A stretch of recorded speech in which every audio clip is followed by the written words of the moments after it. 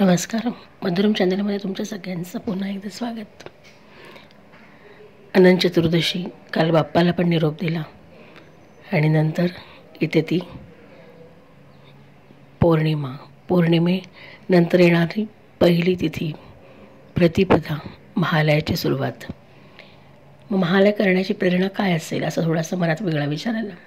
संस्कार, रूढी, परंपरा यांना कृतज्ञता व्यक्त होते. पूर्वजांचा सन्मान करणं, स्मरण हाच उद्देश महालयाचा असावा. अशी संस्कृती आपल्याला जोडून ठेवते, ते वंदनीय आहेच. थोडा वेगळा विचार या शब्दाकडे वळताना मनामध्ये आला आणि तो मांडण्याचा इथे फक्त बोलण्याचा प्रयत्न करते. महालय मोठ्या गोष्टींचा की ज्या आपल्या आयुष्यावर, मनावर परिणाम करतात, त्या सर्व गोष्टींचा लय करणे म्हणजे महालय असं म्हणूयात. महालय मोठ्या गोष्टींचा ज्या आपल्या आयुष्यावर, मनावर परिणाम करतात, त्या सर्व गोष्टींचं लय करणं म्हणजे महालय. मनाच्या एखाद्या कप्प्यात दडलेल्या असतात काहीतरी राहून गेलेल्या काही आठवणी, किंवा काही राहून जायला नको असे वाटून प्रत्येक त्या मोठ्या वाटणाऱ्या गोष्टींचा आपण क्षय, लय करत असतो. आणि त्यासाठीचा हा कालावधी का करतो आपण महालय?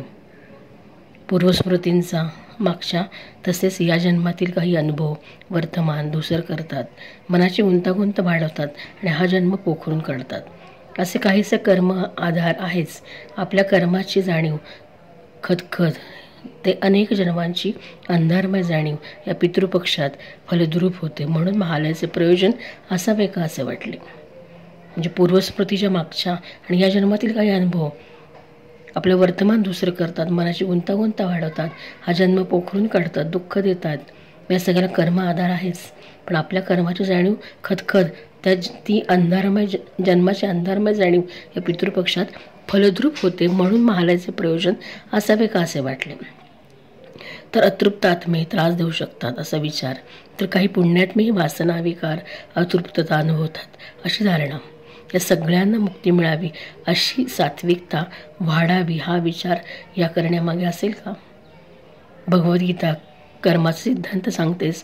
त्रैगुण्य विषया वेदा, निस्त्रय गुणे भवार्जुन, निर्द्वंद्वो नित्य सत्वस्थो, निर्योगक्षेम आत्मवान. सांख्ययोगातला हा श्लोक. अलिप्त व्हा, निरासक्त व्हा आणि मला कर्मे अर्पण करा असं श्रीकृष्ण म्हणतोच.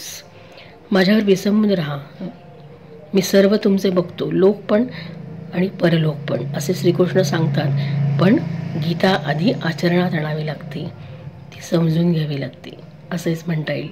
मन ही नेहमी शंका कुशंकावर हिंदुळत असतं. नेहमी सतत साशंक असलेल्या मनाकडून फार काही विधायक होऊ शकत नाही.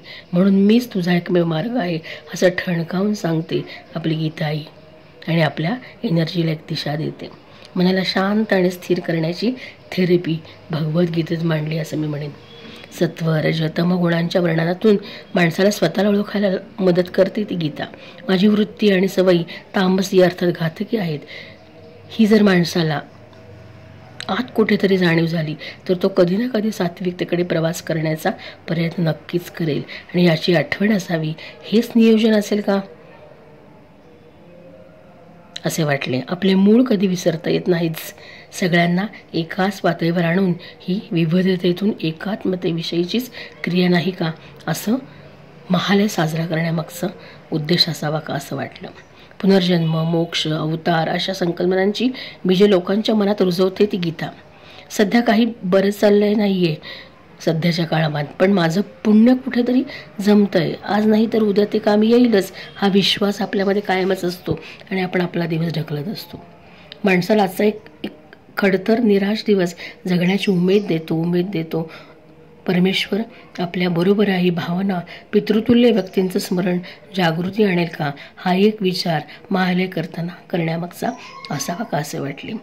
पण ते जन्मामध्ये आपल्याबरोबर असताना आपण त्यांच्याशी कसे वागलो आणि आता ते गेल्यानंतर त्यांच्या स्मरणासाठी आपण जे कृत्य करतोय किंवा कृती करतोय, तर त्याची सांगड घालताना आपण आपल्या मनाचीच कुठेतरी खुणगाठ बांधून घेणं की मी कुठे चुकलो, का चुकलो, हे असं थोडंसं एक पुनरावलोकन करण्याचा हा महालय साजरा करण्याचा दिवस आहे का असं वाटतं.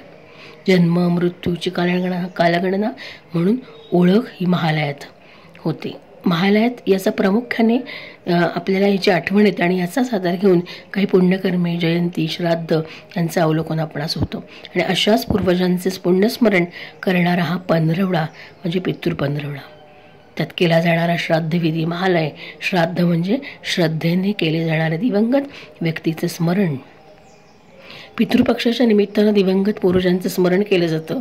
श्राद्धविधीमध्ये अन्य गोत्रातील ज्ञात अज्ञात अशा सर्वांचे पिंडरूपाने पूजन केले जाते. पितृपंधरवड्यात यमलोकातून पितर म्हणजेच मृत पूर्वज कुटुंबियांच्या घरी वास्तव करण्यासाठी येतात अशी समजूत आहे.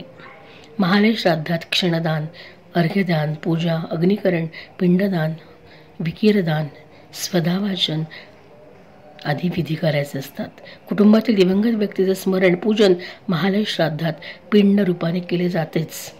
पण शास्त्रीय आधार घेत असताना आपल्या श्रद्धा जपत गरजूंना मदत करणं, मूक प्राणी पक्षी यांना दाणा पाणी देणं, अगदी त्यांच्या स्मरणार्थ एखादं रोपटं लावून त्याचं संवर्धन करणं हे सुद्धा पुण्यकर्मच आहे की.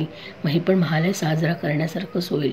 सध्याच्या काळात गरजूंना मदत, योद्धा म्हणून आपत्कालीन परिस्थितीत आणि एकमेकांविषयी आदर बाळगून कुणाला न दुखावणं हा शिरस्ता जरी आपण कायम ठेवला तरी आपण या महायज्ञात खरी आहुती दिली असंच म्हणता येईल. आणि हाच खरा महालयाचा महायज्ञ ठरेल. त्यासाठी कोणते अवडंबर करण्याची खरंच गरज आहे का?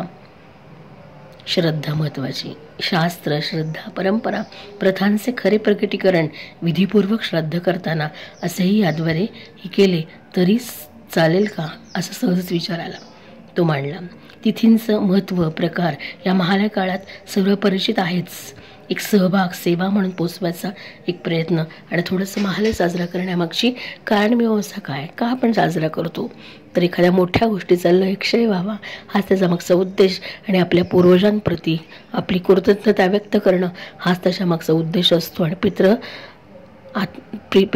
पितृआत्मे आपल्याला आशीर्वाद देऊन जावेत आणि आपल्या पुढचं आयुष्य सुखकर व्हावं हा त्याच्या मागचा हेतू असतो असंच म्हणता येईल. म्हणजे महालयाचा वेगळा विचारसुद्धा करता येईल आणि पारंपरिक आपला संस्कृती जतन करणारा विचार तर आहेच, पण थोड्याशा वेगळ्या विचारातनं सुद्धा महालय साजरा करता येईल असं वाटेल असं वाटतंय का असा थोडासा विचार आला आणि तो इथे मांडण्याचा प्रयत्न केला. तुम्हाला समजलं असेलच. धन्यवाद. पुन्हा पुढच्या वेळेस भेटूच.